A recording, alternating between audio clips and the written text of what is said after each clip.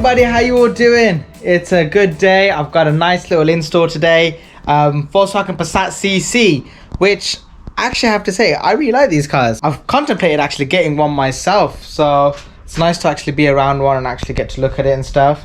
So what I'm going to be looking at doing is the ambient light install, as you guys already know. So I'll show you all what the car looks like right now, and as I'm going through the install, I'll go through any information that I feel like I need to share, and we can carry on with it all.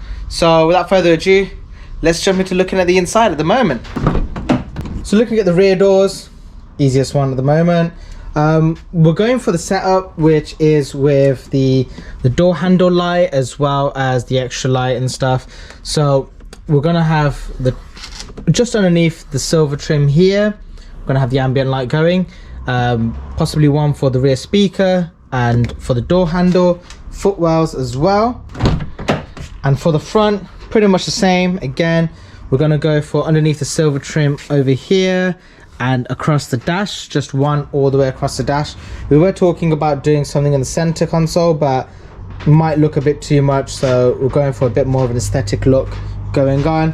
What I'm gonna do is take off everything from the other side, from the passenger side, and then when it comes to this side, I'll do a bit more filming with it because that side's a bit harder to film with. So I'll film on this side, but figure everything out on that side.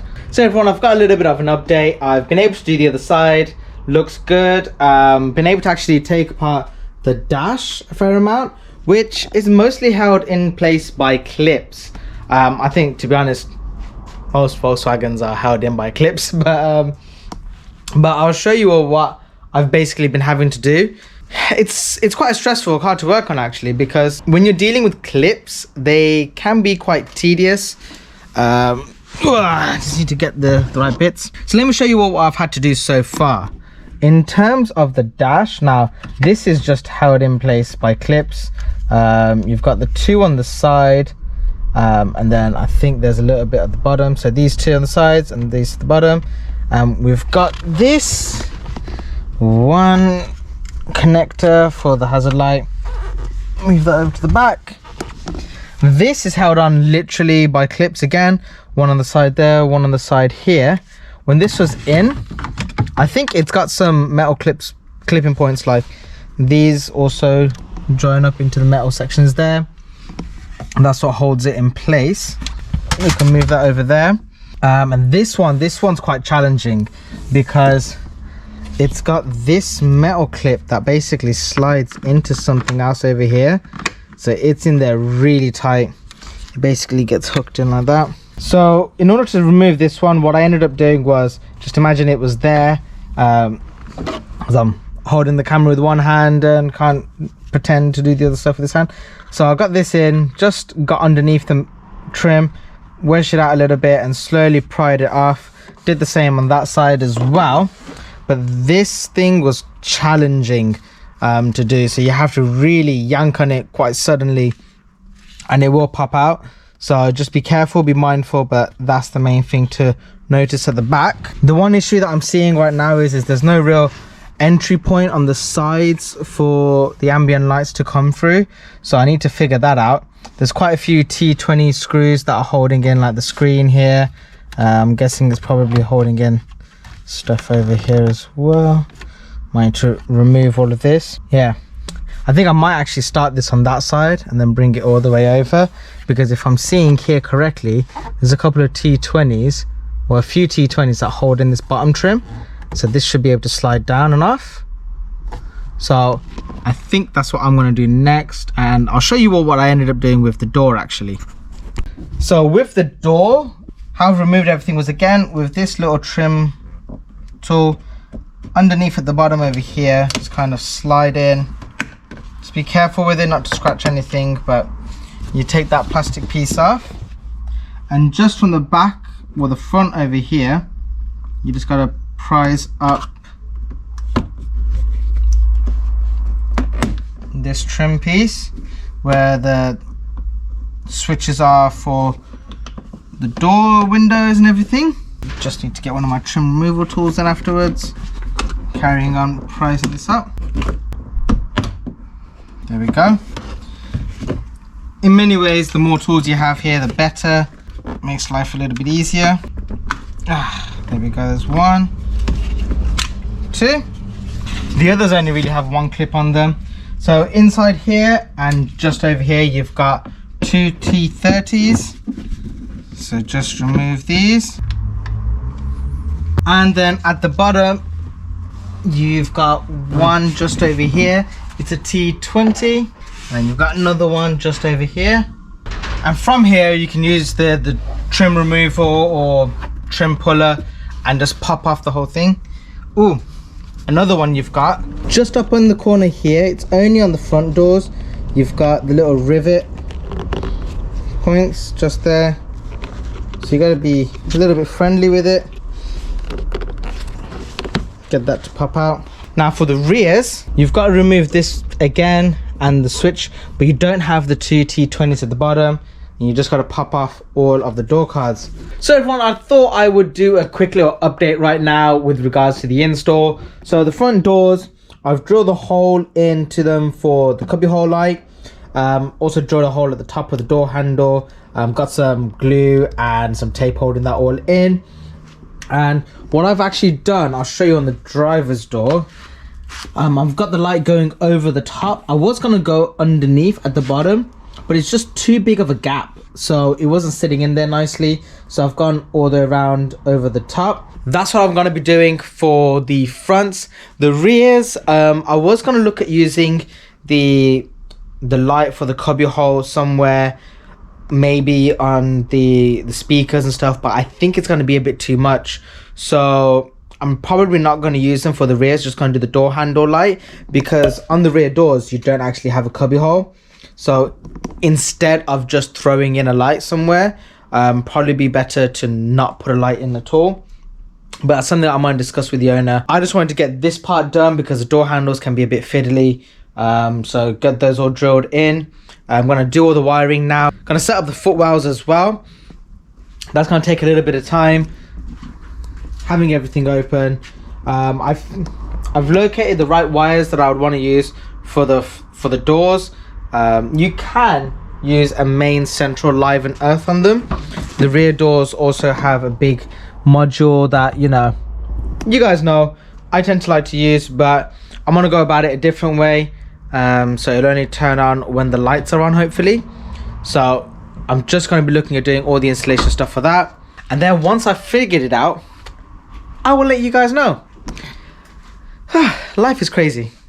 Next new update, everyone. So I've basically sorted out all the wiring for the car, so I'm going to show you what I've done in case you ever do want to do it yourselves. It'll be a little bit easier. So right, let me get the torch actually as well. I'm going to need that. Here we have on the rear doors, we're going to tap into the window switch basically.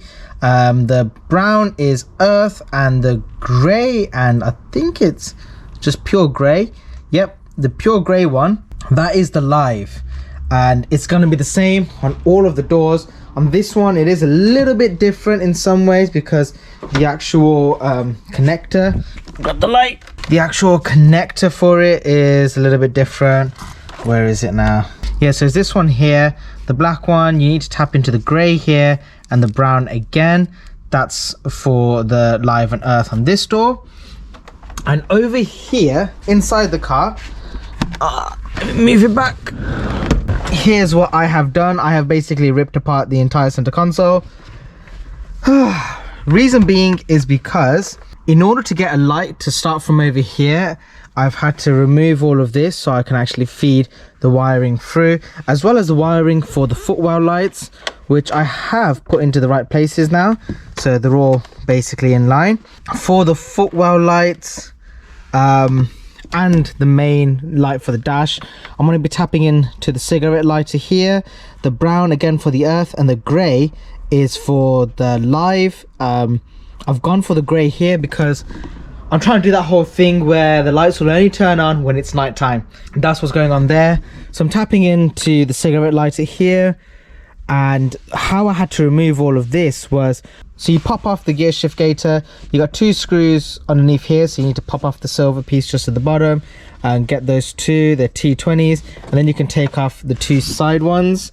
For the cigarette lighter, well, that area, there's 2 screws that hold it on, so just remove the plastic covering for the ashtray basically, and you can get access to that. And for this piece, it's held in by clips.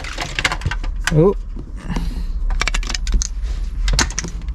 This fascia is held in by clips only, so you just gotta undo those clips, and you got 1 connector at the bottom as well. And then you can access the 4 screws that hold the heater control. Remove that. I also disconnected the radio just in case I needed to get behind it, but I don't think I do. And for this piece here, it's held in by screws, so 1, 2, there's 3, 4, and then another 2 on this side. You can remove them and you'll basically be able to move this around, which is quite good. I fed in the light tube here, and I've actually drilled a hole just over there. So that hole just there I've drilled in, purely because it then allows me to feed the light through from behind. So I've got the light source here, and it's gonna get the fiber to come across and go all the way over there. I thought that would be easier to do than trying to get it to come through any one of these other holes. But nobody's gonna see that. It's gonna be completely discreet. And at the same time, again, it's gonna give that clean OEM finish without having to push too much of the plastics around. So it makes life a little bit easier. Right now as well, the other thing that I've had to do was the trim piece that goes, the trim panel that goes all the way across here. There's 1 T20 screw that holds it in just over there, and then you just basically push this side down, and then it all slides out. It looks like this when it's all slid out. You can kind of have a look at the back of it. As you can see, it all basically clips up, so to take it off you just slide it out, and then you just maneuver the cable for the footwells the way you want to. I've still got to tidy this one up for the rear door, but I'll do that when I'm putting it all back together. And then that's basically it. You just got to work on the normal processes, wire up each door with the live enough, do the holes for the footwell light, do the holes for the door handle light, glue them on if you need to, or anything like that. That's what I'm gonna go about doing with it. One step at a time, we'll get there, but the main thing to do right now for me is not rush. The car is a bit long of a process to work on because there's a lot of pieces to remove, but it's also quite simple in the sense of you're just removing things and it's all bolt on, bolt off, and it's not actually too complex to the point where you're stressing and getting a migraine. So good news in that respect. So I'm just going to carry on doing all of that, and we should be able to finish up pretty soon. So the update is with how I've done or maneuvered the wiring around. So as you guys know, I've done the wiring to the cigarette lighter here, and what I've done is I've fed in the footwell lights and the dash light that's going to go across through from here. So in essence what I had to do was, let me just put this somewhere so I can show you all properly. So the footwell lights are down here connected up, and then the main dash one I've had run behind here, behind the dash, behind all of this, out through here, and then connected up to this one over here. That's what I've had to do to give it a very clean finish. That you would hope that there was a hole here to get behind this, but there isn't, so I had to go all the way behind, which is why I had to remove the head unit. It was actually a good thing that I removed the head unit earlier, well, the screws for it. I just had to undo all of the clips, but good news is that's all done now. I can start putting all this back together. So what I'm gonna first do is connect up everything, and yeah, just finish off with the dash and center console, and then I can finish off the doors. This has been a very long process today. Ladies and gentlemen, this looks insane. This seriously looks so crazy good inside the car. Wow, this has transformed this car. Right, let me just turn the rest of the lighting on. Let's have a look at that from inside again. I don't know if you can see it any better right now. Wow, this looks so good. Ladies and gentlemen, I am so happy to say the car is finally finished. It took me a while. It's actually basically 10 o'clock right now. Yeah, so it's taken me a good probably 10 hours to get it done. Took a lot more work than I thought it would, with all the center console basically being completely ripped out. But that's the aim of the game, really. And end of the day, I've learned all of this, so I can pass on the knowledge to you all, as well as if I ever need to do this again, I already know what I need to do. One thing I did have to do different with the front doors actually was I had to use the live, the main yellow and red live. Basically that one was the only one that was working with the front, because as soon as you connect it to that grey one for the live on the front two doors, it basically cut out, so that was really frustrating. So you basically had to bypass that. So that's the only real difference that I had to do towards the front. And also by disconnecting the radio, it did cause an error to come up about needing a new code, but I left it in there for a while and it sorted itself out. And also with the front two doors, when I did disconnect the cables to do the live connection, it meant I had to reset the two front windows, but that was no biggie. You just hold the buttons up for 10 seconds while it's in the top position and it sorts itself out. I hope you all enjoyed the finished product, and I hope you all did enjoy the video. If you did, please make sure to give the video a thumbs up, and also consider subscribing to the channel to see more from me. If you are looking to get this done to your car as well, make sure to get in touch, as I'll be able to look into helping you out one way or another. Everyone, I hope you all did enjoy this video, and for now, I'll see you all in the next one. Peace out. Bye.